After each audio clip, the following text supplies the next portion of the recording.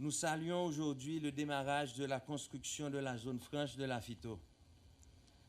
Courant 2018, là où nous sommes précisément assis, seront construits 60 000 m² d'immeubles ultramodernes, abritant une technologie de pointe dans le secteur, dans l'industrie du textile. Le tout sera fait en fonction des normes environnementales et de construction LEED, une première en Haïti. L'opérateur et le propriétaire de cette usine est Reliable Source Industrial, une société privée ayant son siège à Taïwan. Et RSI est l'un des plus importants fournisseurs de vêtements de sport pour des marques parmi les plus reconnues au monde. Nous sommes très honorés par le fait qu'ils ont choisi Lafito pour leur premier investissement en dehors de l'Asie. Et ce sont des partenaires professionnels et fiables. Nous sommes ravis de faire ce grand pas avec eux et leur souhaitons tout le meilleur. Chris, please extend once again our very best wishes of success to the Xu family and to the entire RSI family. En matière d'énergie, le complexe industriel et logistique de Lafito sera alimenté par une usine efficiente de 25 MW. Elle entrera en fonction le premier trimestre 2018. Elle atteindra 35 MW au cours de la même année, avec l'installation de sources additionnelles d'énergie propre générées à partir du solaire. Donc, rendez-vous pour ce prochain jalon. Je tiens à saluer nos amis et co-investisseurs de Domicem, cimentier en République dominicaine. Cet acteur majeur a fait le pari d'investir dans la production nationale haïtienne. Encore une première et un exemple que nous cherchons à rééditer. A nuestros amigos y socios de la República Dominicana y de Italia, les decimos gracias por su confianza en nosotros. Felicidades por su liderazgo y visión. Y su inversión en Haití es un gran ejemplo y esperemos que sea el primero de muchos otros. Il est important pour moi de réitérer que la plateforme qu'est Lafito est ouverte à tous, producteurs, distributeurs, importateurs, exportateurs et bien sûr, sans oublier, toutes les lignes et agents maritimes. Je ne saurais terminer sans remercier le président du GB Group, M. Gilbert Biggio, chacun de nos associés dans ce projet et toutes nos équipes impliquées jour et nuit. Sans oublier évidemment tous les autres membres du GB Group qui continuent à faire briller notre leadership dans chacun des domaines dans lesquels nous sommes impliqués. Sans vous, nous ne serons rien. Donc, mille merci. Vive Lafito. Vive Haïti. Je suis heureux de procéder aujourd'hui à la pose de la première pierre des travaux d'expansion de la zone franche Lafito. J'adresse des mots de félicitations au groupe Biggio et à ses partenaires dont Reliable Resource Industries et Domicem. J'encourage et j'applaudis les investisseurs nationaux et internationaux pour ce acte de foi en Haïti. Haïti, la terre des opportunités, le diamant à l'état brut.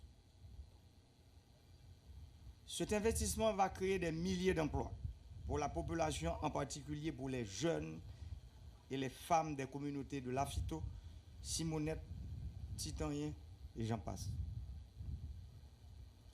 Ce matin, je suis présent pour la création d'emplois. Je suis présent parce que la création d'emplois est l'une des plus grandes priorités de mon administration. Je crois que le secteur privé a un rôle important dans la production des biens, des services et surtout dans la création d'emplois.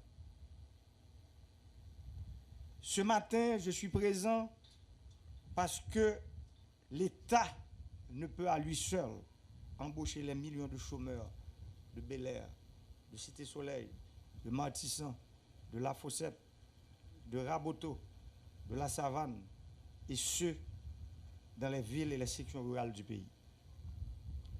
La voie vers de meilleures conditions de vie pour notre peuple exige la conjugaison des efforts du secteur public et du secteur privé.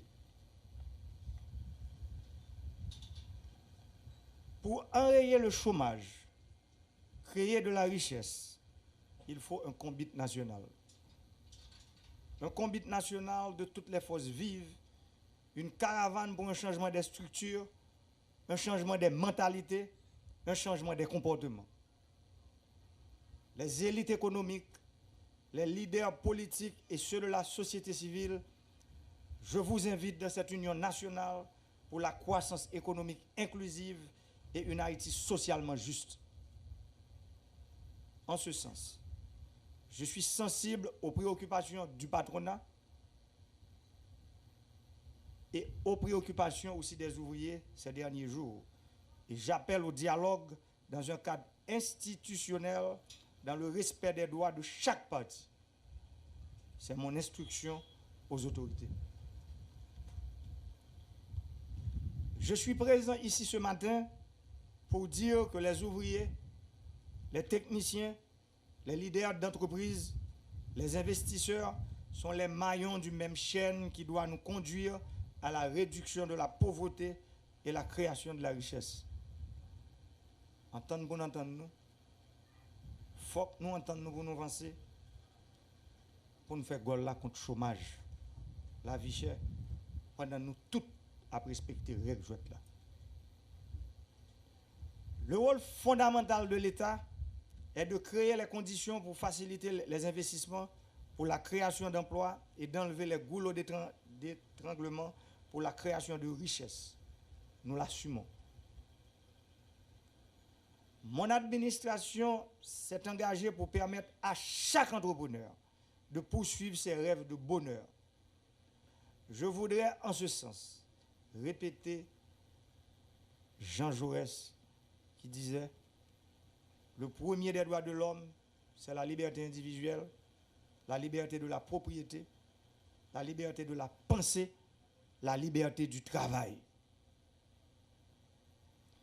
Mon administration s'engage sur plusieurs axes pour une croissance inclusive et la création d'emplois. D'abord, c'est l'amélioration du cadre légal des affaires dans une responsabilité partagée avec le Parlement. Le gouvernement a déjà déposé au Parlement des textes relatifs au climat des affaires pour faciliter l'enregistrement des entreprises, faciliter l'accès au crédit, le développement de l'immobilier et protéger les investisseurs. Le gouvernement a aussi déposé au Parlement le texte sur la loi des 3 chiffres, le fameux texte du 3-8. Les 3-8 pour permettre d'une part aux entreprises de travailler à plein régime et d'autre part de créer un nombre maximal d'emplois dans certains secteurs comme le textile, les services. Je prends l'exemple du call center. Le 3-8, c'est une loi qui permettra aux jeunes de travailler la nuit et d'aller à l'école durant le jour, vice-versa. Les entrepreneurs, les investisseurs pourront travailler à capacité maximale et avoir la flexibilité pour répondre aux commandes des clients. Le vote de ces projets de loi conduira à la modernisation du Code du commerce et un alignement de nos procédures légales par rapport aux standards internationaux. Le second axe est le développement des infrastructures. Le développement des infrastructures pour l'attraction des investissements et le développement des entreprises. Je me suis engagé pour créer de nouvelles routes et infrastructures pour relier les lieux de production et les marchés. Ensemble, le secteur privé, ensemble, avec le secteur privé et le secteur public, nous sommes engagés pour avoir un nouveau paradigme dans la production, la distribution et la commercialisation de l'électricité. pays n'est pas capable encore. Il faut que nous travaillions pour un courant dans le pays 24 sur 24. Mon administration commence à entreprendre des réformes afin que l'énergie devienne un facteur de production compétitif par rapport à la région. Ce n'est pas possible pour qu'un kilowattheure se vende en République dominicaine à 16 centimes pour qu'il soit à 22, 23, disons 30 centimes chez nous.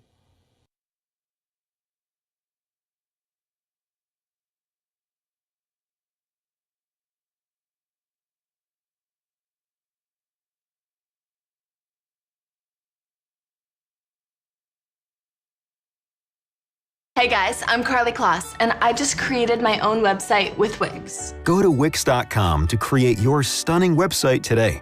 Choose from hundreds of templates. Drag and drop anything. Je dis, côté